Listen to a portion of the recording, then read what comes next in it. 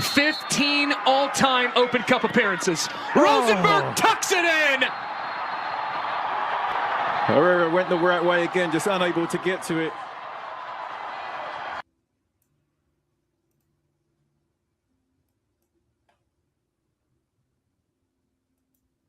And welcome to Rapids Rant. I am Don Pablo. That was Captain Keegan Rosenberry sending the Colorado Rapids through to the next round of the U.S. Open Cup over local team Colorado Springs Switchbacks.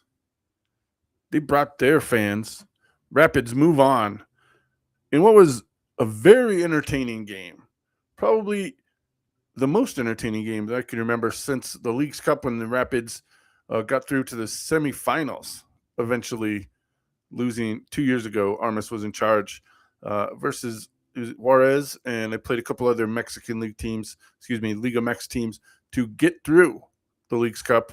Probably the pinnacle of Armas's Colorado Rapids career looking back. But more on this midweek game. Rapids beat the Switchbacks. I got more thoughts on playing teams in the USL a little later. Maybe I have a good idea. Who knows? Usually my ideas are half-baked. Throw it out there, not know the consequences, not think of the implications of anything. Anyway, Rapids move on. Goals by Alexis Manyoma and Georgie Manungu. Obviously, you heard Captain Keegan Rosenberry in the 7th round of the penalty kicks, sending the Rapids through to the next round where they will be playing the San Jose Earthquakes, and they will host the San Jose Earthquakes. I think that's tentatively scheduled for May 19th, a Tuesday night. Maybe it'll move to the 20th on a Wednesday. Rapids will be coming back from Salt Lake in the first leg of the Rocky Mountain Cup, playing San Jose, number 1, tops in the West, under head coach Bruce Arena. Proving if you're amazing and you still have talent, they'll give you another job. You'll get another chance. We'll see how that works out for Mike Vrabel and the New England Patriots. But that's a different sport. We're here on Rapids Rant. Thanks for listening. Thanks for watching on YouTube, Twitch, and whatever podcast service you subscribe to. I'm Don Pablo. Thanks to host emeritus Keberto for doing the back-end production of Rapids Rant. And boy, it looked at Rapids were going to dominate, especially when Manyoma scored in the 25th minute of this midweek game. And it looks like the Rapids were going to dominate. They had possession. They were having the chances, but the Switchbacks fought back. And forgive me, the number 8, 5 foot, all 5'4" of him. He was all over the place, winning balls and just being a stick in the craw of the Colorado Rapids. He's just scrappy, as they call him. And Rapids couldn't solve that guy. Eventually, the Springs scored in the 34th minute, and it was on from there. Both teams had their chances after that. And first of all, Hoffa had an assist on the first goal, and he basically had an assist on the second goal. It was a goal line clearance. Hoffa headed it forward, and Manungu did the rest, sliding the ball under the Colorado Springs keeper, and it looked like the Rapids were going to take the victory in overtime with 3 minutes left. Excuse me, that was 15, so it was 6 minutes left. And there was a handball. And first of all, the 114th minute score, it looked offsides from the angle I was sitting at in the press box, but looking at the tape later, he was onside by the thinnest of margins, as they say. And that was awesome. I was like, oh, okay, so I was wrong. The handball, that was a couple minutes later that the Springs scored their first penalty. And that guy who took the penalty, he scored another one in the penalty kick phase of the U.S. Open Cup match. And he was their best penalty kick taker because a couple of other guys, I don't know. So it goes 2-2. So when if you like the late action, if you bet on things, I do not bet on soccer.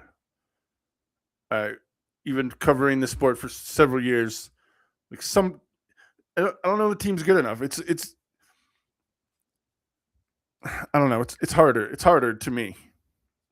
Not Rapids didn't exist till I was 13, so not really growing up with it. Yeah, I played soccer when I was in the league, but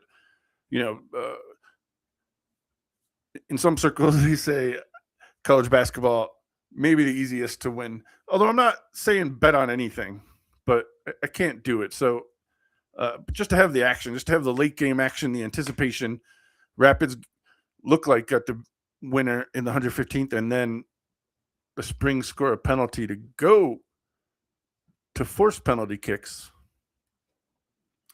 Nico Hansen with the mind games in the penalty kick phase of this match.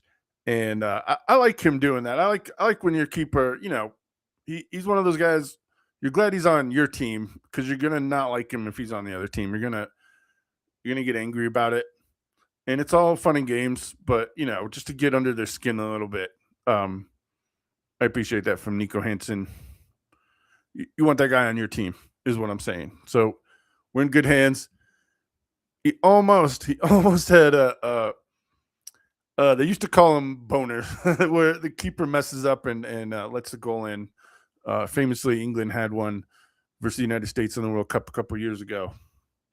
I guess that was a long time ago, actually. But Stefan, of course, had one earlier this season, a couple weeks ago, actually, and it looked like Hansen had that, but he totally redeemed himself. Got a couple saves in the penalty kicks, and he's the winner, and he goes down as that for this match. Rapids moving on. It was fun. The Springs fans showed out, and Rapids fans showed out too, and it was fun to have two local dueling supporters groups. And I'll say the Springs brought more people than a couple of teams that have been to Dick's Sporting Goods Park so far this year. They're not as close. They're playing right away, but and I'll get into this more later when we talk about Vancouver and the Vancouver match earlier this week.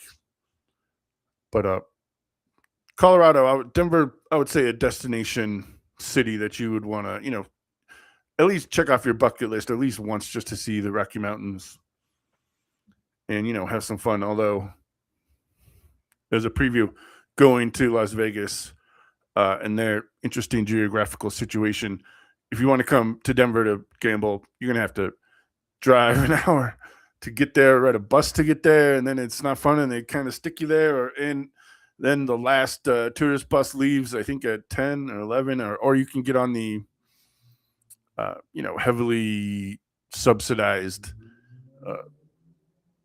bus that workers usually take 12 o'clock, 1 o'clock in the morning. But every time I've done that, and I tried to do it, and I thought it was a good idea, but every time I've done that, it's all workers. It's not tourists or even local people that want to go down there and ride the bus home.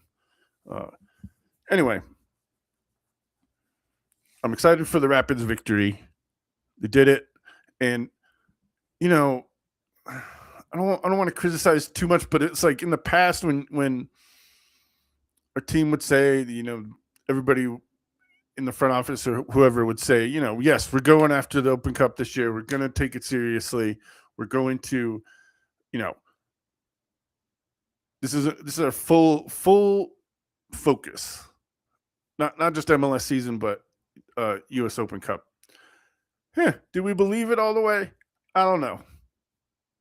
Coming from what happens on the field, and maybe this is a testament to the depth of our roster. I'll give it some of that. I'll get some of that as the reason, but it felt different this year. It felt different this time. And, the ref, criticize reffing or those guys all you want. It felt a couple of weeks ago, the first Rapids Cup, U.S. Open Cup match, that the ref he was giving a little more slack, a little more leeway to the USL team. And I thought he did that this guy did that a little bit early on, but where I noticed, I think the Rapids and watching this team and being around uh, the Rapids and the team and covering them for all these years, it just felt different. And getting the bench yellow, which the Rapids got, they got 2, by the way, bench yellows. And were they abusing the referee? I don't know. If the referee's making bad decisions, we'll talk about the red card in a minute. The ref, you don't want to. It's a fine line, right? It's a fine line being yellow and getting kicked out of the game. And I remember, oh man, many years ago when Pablo was a coach and the Atlanta Silverbacks came in for a U.S. Open Cup match, and Pablo got thrown out of the game. He got a red card. And if I remember correctly, it was Cherundolo that was the Silverbacks coach, and Atlanta came into Denver and they beat the Rapids on a Wednesday night. Pablo got thrown out of the game, and I always thought, and this is many years ago, so I don't remember the entirety of the match, but I always thought Rapids kind of got jobbed on that one. And I will say they were taking it seriously. And by the way, they'll say every match is a serious game, but Rapids fans have been around a lot. Maybe the U.S. Open Cup, not the most focused on competition, although I would say this, it is different this year. It felt a lot different, especially with the away crowd coming. Maybe it's not the most fans I remember in a U.S. Open Cup match, but I guarantee the next one on May 19th that is scheduled for right now when San Jose comes to town, there's going to be a lot of people there. There's going to be a lot of people there because the Rapids usually don't get this far in this competition, and hopefully it'll be a nice weather night too. And give it a Wednesday night game, Tuesday night game, and hopefully the Rapids, because after that, from the draw of the U.S. Open Cup, they have a preferred home game if they beat San Jose. So I know it's a long way. I know San Jose is a better team this year than in the past under Arena, but I'm excited to see, what Matt Wells wants to do coming from United Kingdom over to the United States and going up against, a legend in MLS. I'm excited for that. But, yeah, I would say this. The crowd that came on a Wednesday night, and from the Springs, that traffic in rush hour to Denver, even more props to them for making it up here. And it made me think, I talked about last week, July 4th Fest is not going to be a thing anymore because it's just, it's going to be, early preseason, or might not even be the preseason. I mean, right before teams come back for, MLS regular season when the schedule changes next year. And I'm like, and I was talking about it like, Liga MX team, the only one in the Mountain Time Zone is Juarez. They're the closest Liga MX team to Denver. Then, Phoenix has one up in northern Colorado, the Hailstorm. Down south of Denver Metro is Colorado Springs. Even New Mexico United has a team that they do pretty well in the USL. They play down there in University of New Mexico Stadium, which is in Albuquerque. I've been there. It's right next to the Pit, which is a famed college basketball stadium. If you ever go down there and see a college basketball game in that stadium, it's a really cool atmosphere in the Mountain Time Zone. If you want to, I think we're on the Mountain Time Zone, Mountain Time Sports Report anyway, on YouTube. Go to Twitch, Mountain Time Sports Report, or listen to Rapids Rant. Find us on your podcast platform of choice.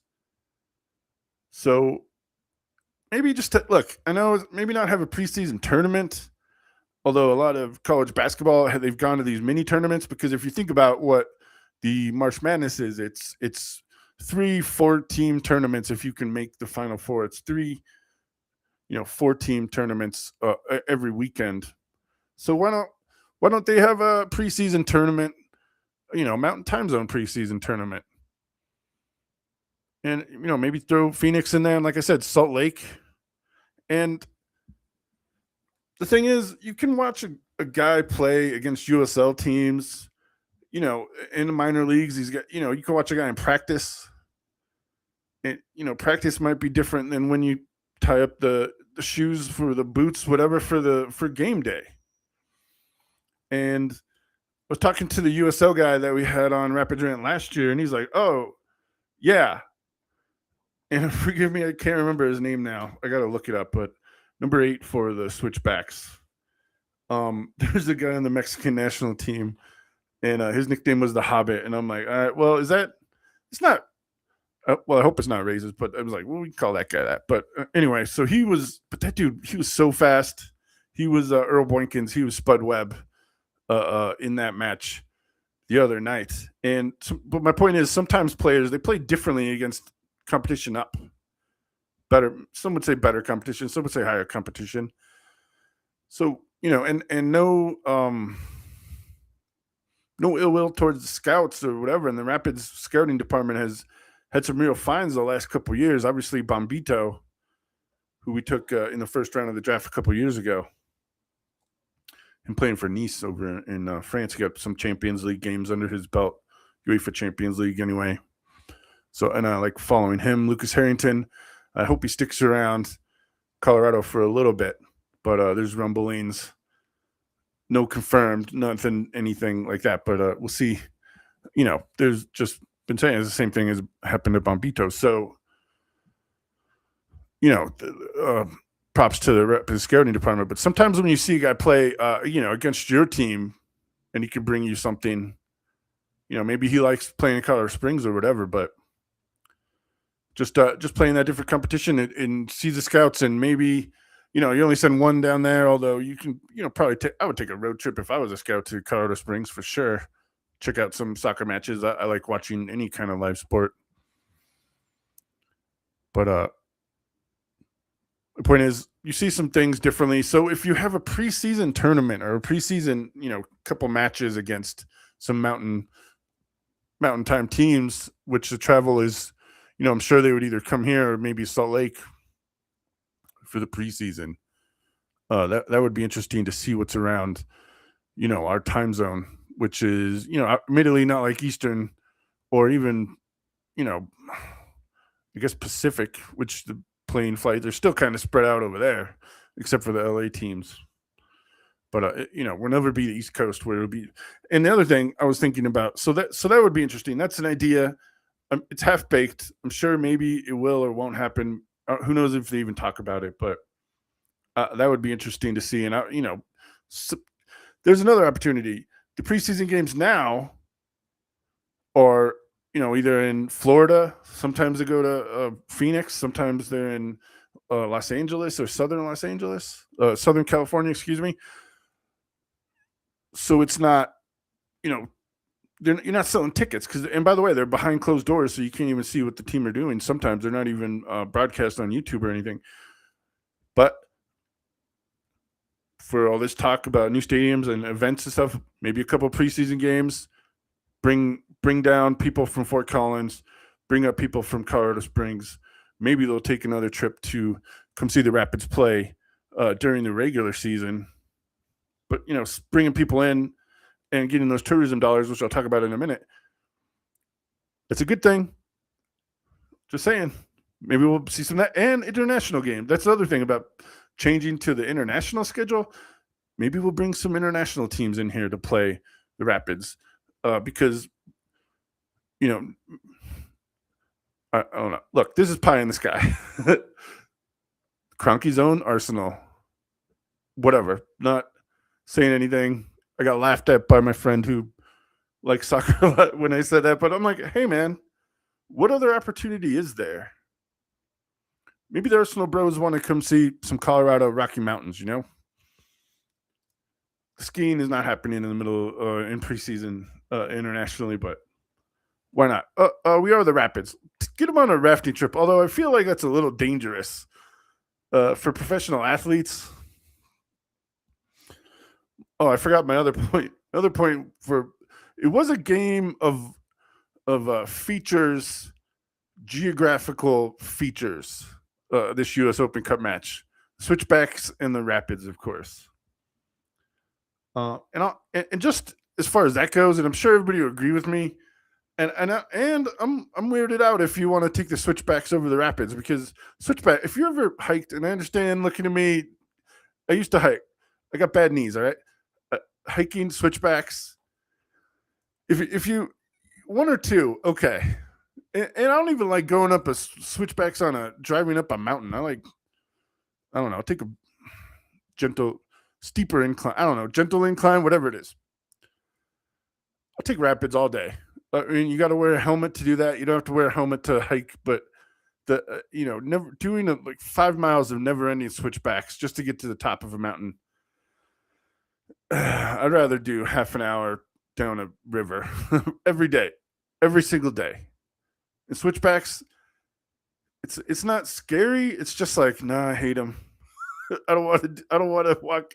I don't want to walk. By the way, the most famous hike down there in Colorado Springs is, and it's even south of it, the incline.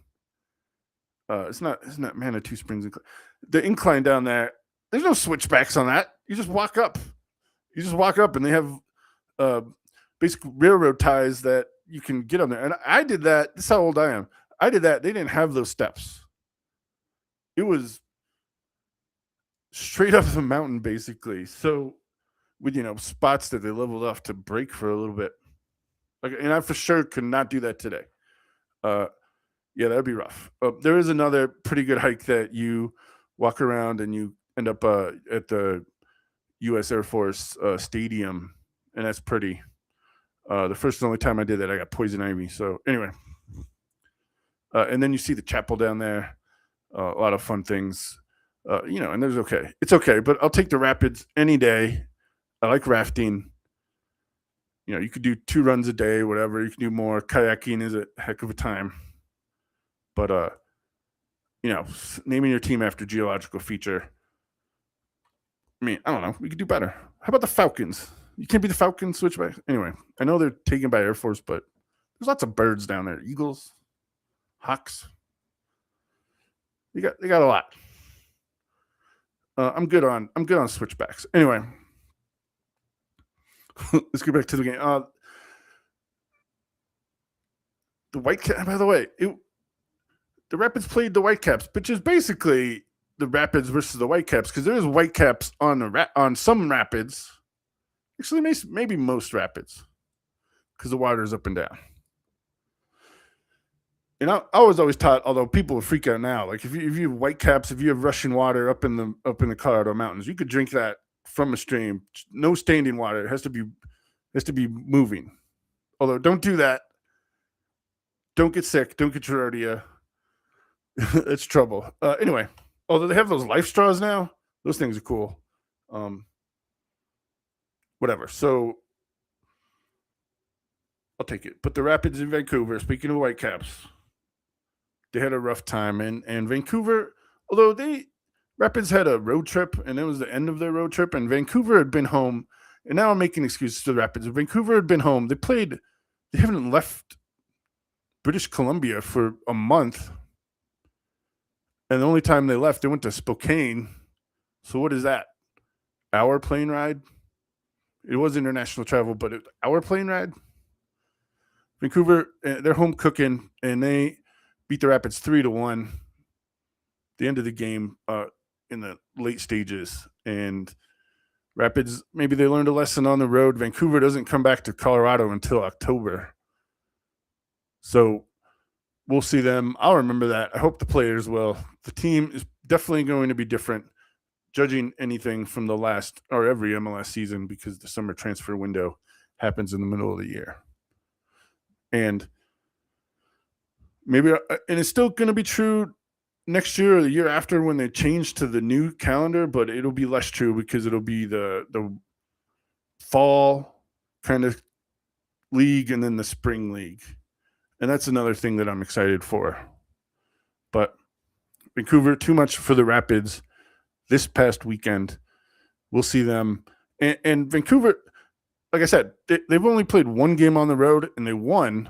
They played the Champions Cup on the road, and they crashed out of that. Well, I think they're still playing, but it's going to be tough. So they played all their games at home. Rapids, having to go up there in a road trip and playing a couple games, and they played 3 games in 8 days this past week. So, and they're playing another game this weekend on the road. So a bunch of games condensed for the Colorado Rapids, and it shows the depth because, and I like Manungu. Who doesn't like Manungu? Who doesn't like Georgie? Another Georgie, 2026 Georgie, Colorado Rapids. Hopefully he sticks around. So there's positives from this team. They did score some goals. They did miss a couple. The Rafa Navajo miss. He wants that one back, I'm sure. Although he did get a couple of assists and he was all over the place.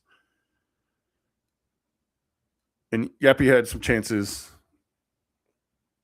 He didn't connect this past weekend, but he's doing well this year. Still the best year he's played for the Rapids in my eyes anyway.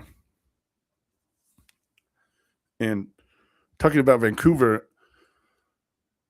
it came out yesterday, Thursday, and I was just going to read I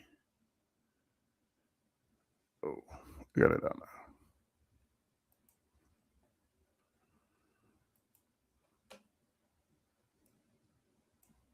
When I do research, I open a lot of tabs, as you can say, and I got to look and find them because I break them up. Anyway, Las Vegas. And the Whitecaps have been for sale for 18 months, so the end of December 2024. And MLS governors meeting is going to happen soon. And it came out yesterday. Vancouver, there is a offer formally for Las Vegas owner, the heir to the public storage company, Sun. And he wants to throw parties every weekend in Las Vegas, take the Whitecaps out of Vancouver. And my first thought was, the Vancouver lost the Grizzlies, of course, moved to Memphis, and they're doing okay down there. Although that was NBA. And they really haven't had a lot of groundswell to put a team back in the Pacific Northwest. And if you would have said, 30 years ago, that out of the 3 teams up there, Portland, Vancouver, and Seattle, that Portland would be the last team standing. And I talked about their owner last week. Whatever. They're Trailblazers out of the NBA playoffs. Spurs swept them, or 4-1. The gentleman's sweep anyway.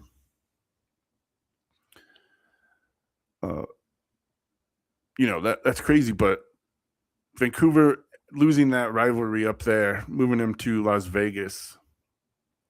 And there's pros and cons for everything. The Vancouver owner, of course, he wants a new stadium, and he wants British Columbia to pay for it, and he'll just be a tenant that doesn't pay that much rent. Sometimes team pay $1. Obviously, it's on them for security and operations at stadiums, but it's another example of a league and an ownership group that's trying to hold hostage and get a public stadium built for them. And,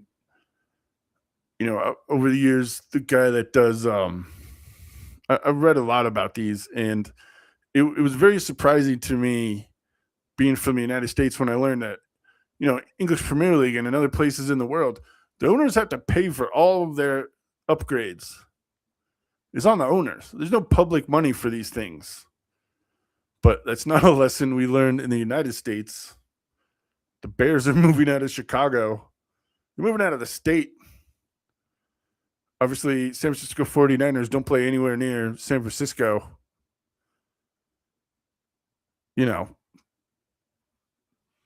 Denver paid for New Mile High Stadium, Old Mile High Stadium, which was a baseball stadium first. And it was fun to watch games in Old Mile High. But that's a relic from a foregone era, because if you were born in 2000, you have no idea what I'm talking about. So you just don't remember. There's nothing. Barely. If you were born in 2000, you maybe went to a game the year you were born, but and the Rockies had moved out by 5 years at that point. And by the way, for all the whatever congregate, they paid for the Pepsi Center. That's theirs, and they're redeveloping that land over there. And there's a light rail stop right there, and obviously there's a light rail stop in New Mile High off of Colfax.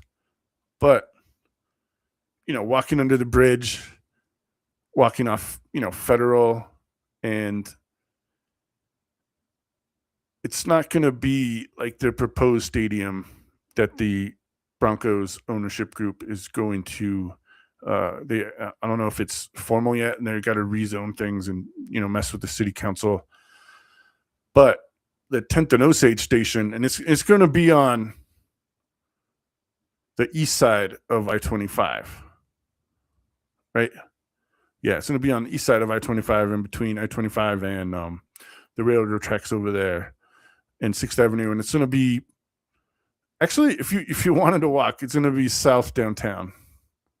And you could walk down there. That'd be a hike. But it's not going to be as scary as a walk as if you walk from Mile High Stadium downtown, going under the bridge, going over there. And they talked about redeveloping Colfax, and back when they built New Mile High and Federal, and yes, Federal is different, and there's some other things, but it's not going to be like the proposed new stadium. And they're trying to build, a entertainment district and housing and all that stuff, mixed development use over there, off of so in between 6th Avenue and I think 10th or something, or like 8th Avenue is going to be a big part. They're going to redo that bridge over there. They have to do some infrastructure, and that was the thing.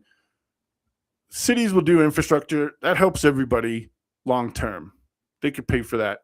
I kind of don't have any problems with the infrastructure thing. That's progress, but it's the building that the team lives in.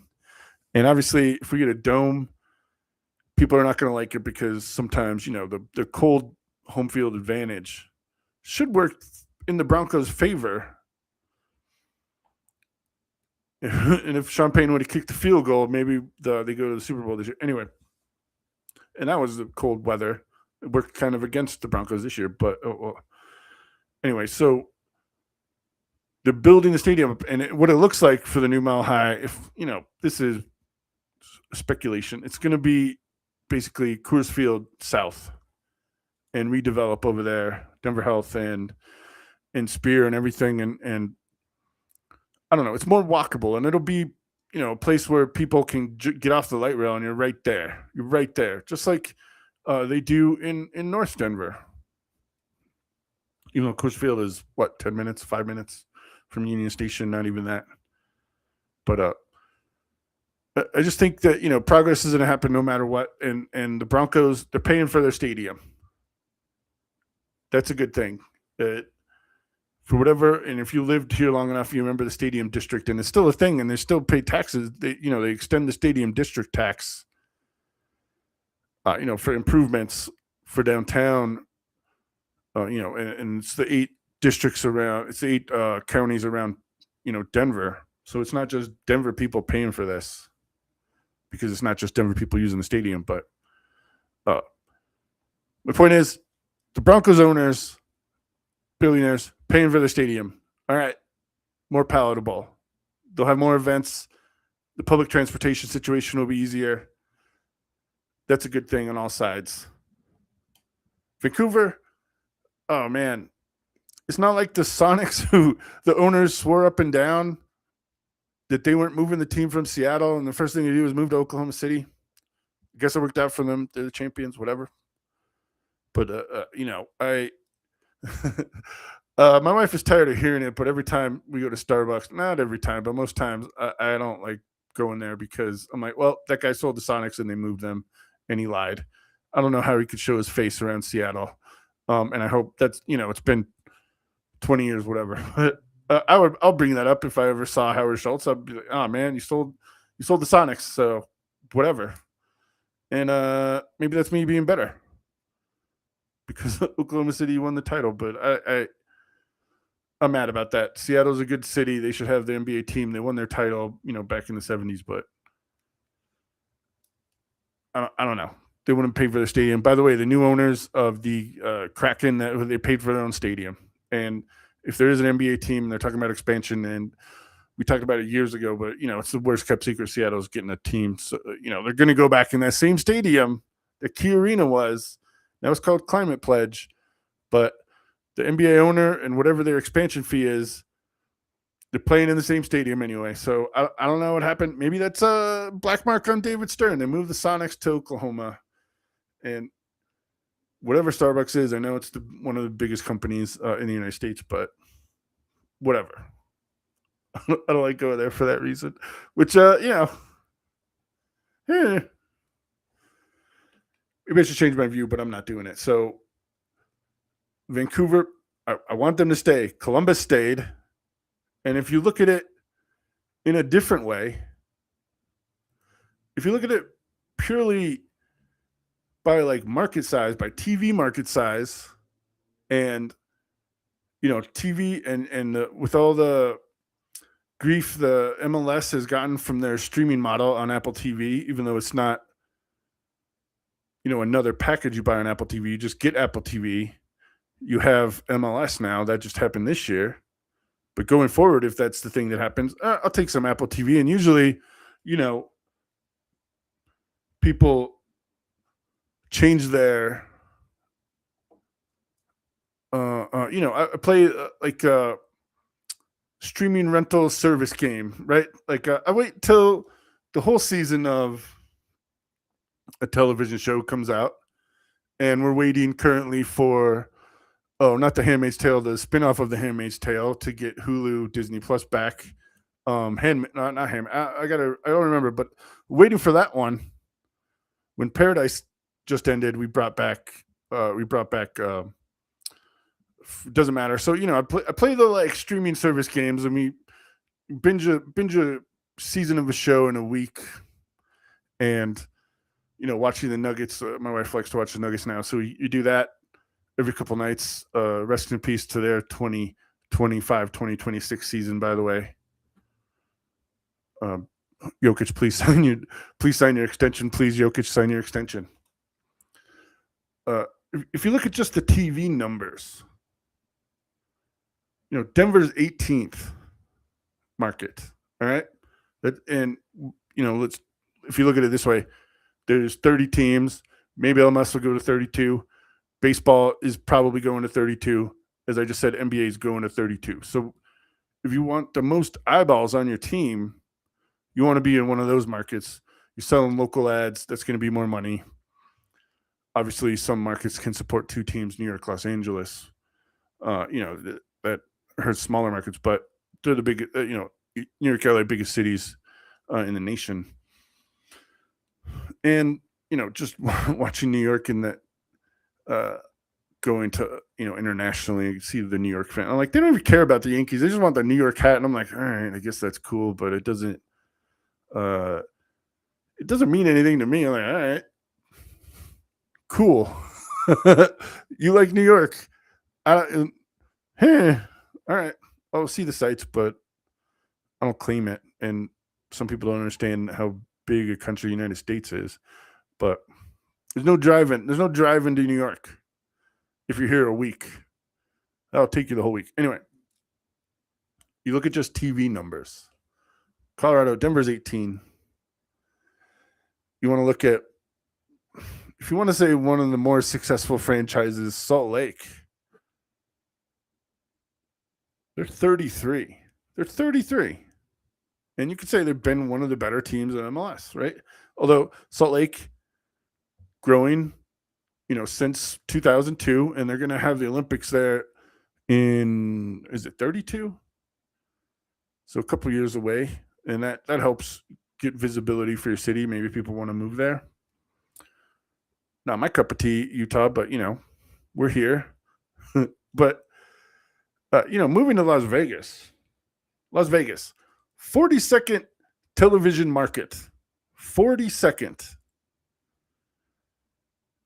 Austin, 49th. Although you could argue that San Antonio is with Austin, although soccer is a kind of a different thing because you want your local team, and San Antonio has a pretty good USL team. 42nd though, and Las Vegas. I understand that it's more of a tourist thing, and if you're, I think it'll be better with the schedule change if it happens, because a February match against Las Vegas in Las Vegas, you're going there. Even March, little spring break in Las Vegas, MLS action. Let's do it. By the way, maybe this is an argument for them to have an outdoor stadium, although that's not going to happen because they're going to want to use that, 12 months a year and put a casino in it, by the way. So I don't know. I don't want him to leave Vancouver. Obviously, there's been a groundswell of local support. If anything, get an expansion team and put him there. If this Las Vegas guy is willing to build his own stadium, how about expansion team? That can only help, I think. Just don't take the Whitecaps, who had been there for a while. They came from the USL, if I remember correctly. But I don't want them to move the Whitecaps, or just give Las Vegas an expansion team. Find an owner that wants to build a stadium in Canada, which admittedly is a tougher process than Las Vegas. But if you don't find billionaires trying to build their own stadium on trees, you don't find them publicly. So just give the guy an expansion franchise. Get another team here. Get 32 in the MLS. And then, I don't know. I can't believe Phoenix doesn't have a team. They're market number 12. Detroit doesn't have a team. They're market number 11. Michigan doesn't have a team. Phoenix doesn't have a team. Tampa, I understand that didn't work. They're 13. Just saying. Sacramento, they're top 20. They want to have a team. They're trying to get a baseball team. They're trying to get an MLS team. There's a rich guy trying to build a stadium. I don't know I think it's gone through. In Sacramento, they don't have a team. Pittsburgh, 23rd, don't have a team. Indianapolis, 25th, don't have a team. So, but watching the 49th biggest market, Austin, yeah. But and I understand the excitement and the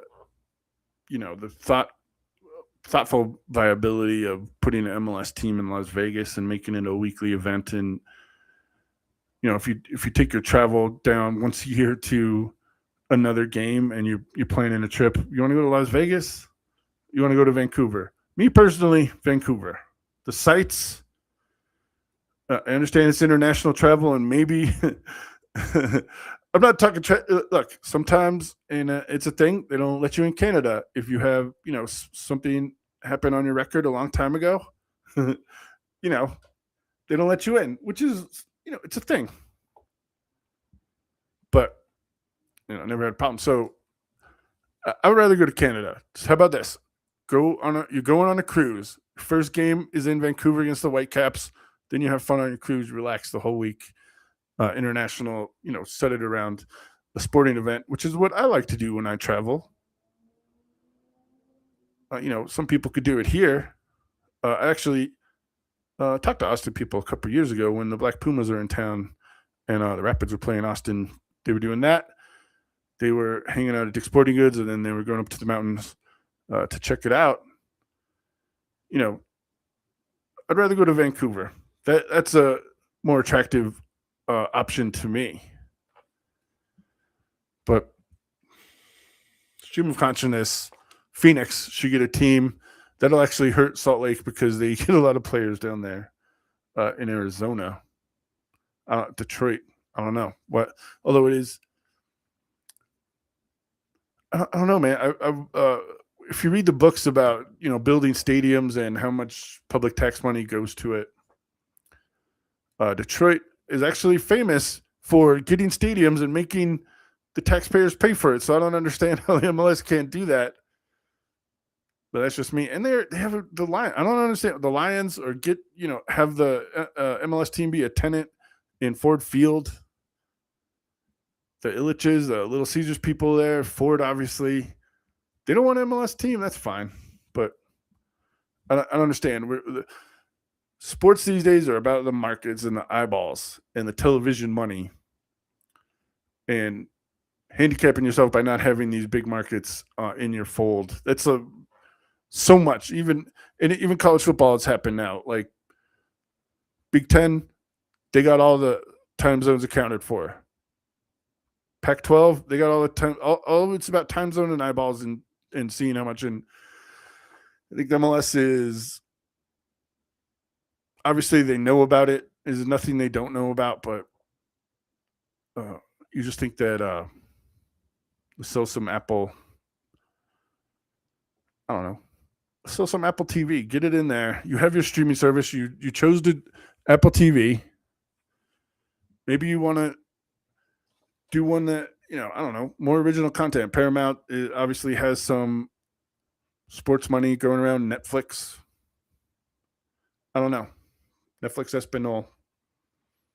Maybe Apple TV isn't as focused on the Hispanic markets as I have said that they should be in marketing more towards the Spanish speaker crowd. I might get in trouble for that one, but I think that's the thing. I think it's a thing. Maybe change streaming providers or just add a Spanish option. I don't know. Univision, they get the Spanish language for some, and it's a thing in soccer. Is ESPN gets the English broadcasting rights, and Univision or whoever gets the Spanish broadcasting rights.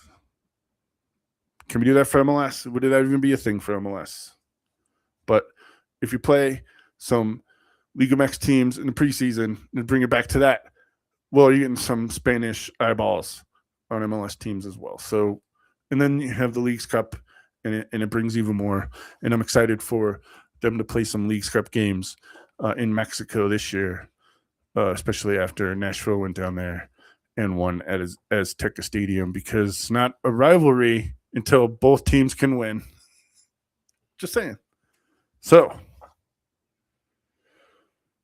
ahead of the Rapids game this weekend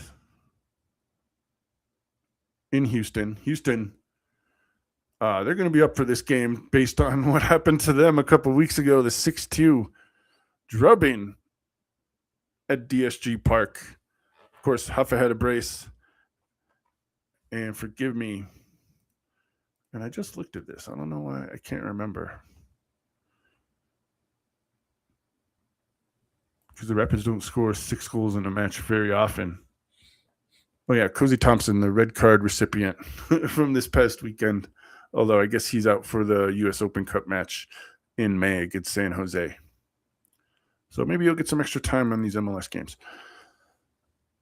Going to Houston this weekend, obviously the Rapids beat them pretty good. I hope they can get their second victory on the road this year. Going to be watching that early kickoff, 6:30 p.m., not regular 7:30 Mountain Time, 6:30 Mountain Time versus the Houston Dynamo this weekend. Houston's going to say the Rapids won. Hope the Rapids can stay on track, even though they had to play 120-plus minutes midweek.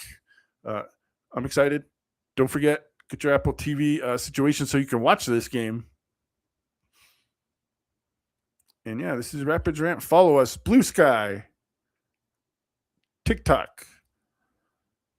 Go to Twitch and YouTube. Look for Mountain Time Sports Report, Rapids Rant on Mountain Time Sports Report on those services. I am Don Pablo. Once again, thanks to Caberto Host Emeritus for putting this up on the internet. Thank you for listening to Rapids Rant. If you've listened this far,